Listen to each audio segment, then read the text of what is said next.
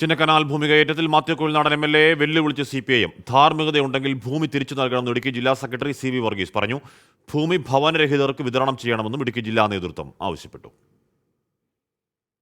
മാത്യു കുഴൽനാടനെതിരെയുള്ള ഭൂമി കയ്യേറ്റ കേസ് രാഷ്ട്രീയ ആയുധമാക്കുകയാണ് CPIM. സർക്കാർ ഭൂമിയിൽ അറിയാതെ മതിൽ കെട്ടിയെന്ന വാദം അംഗീകരിക്കാനാവില്ലെന്ന് CPIM ജില്ലാ സെക്രട്ടറി CV വർഗീസ്. നിയമജ്ഞനായ മാത്യു കുഴൽനാടൻ ഒന്നും അറിയാത്ത കൊച്ചുകുട്ടിയല്ലെന്നും പരിഹാസം. കുഴൽനാടൻ്റെ കാര്യം കുഴൽനാടൻ അധികൃതമായി ഭൂമി കയ്യേറിയതാണല്ലോ. മാത്യു കുഴൽനാടൻ നിയമജ്ഞനോടെയല്ലേ. അപ്പോൾ നിയമജ്ഞനോടാകുമ്പോൾ അദ്ദേഹം നിയമപരമായി കാര്യം ചെയ്യണമല്ലോ. ചുമ്മാ എതിരേരി ഞാൻ മതിൽ കെട്ടി കാണാം. വലിയ മതിൽ കെട്ടി സർക്കാർ ഭൂമി കെട്ടിത്തിരിച്ചതിന് ശേഷം എന്തിനായോ പറയണത്? ഒരു ന്യായമില്ല.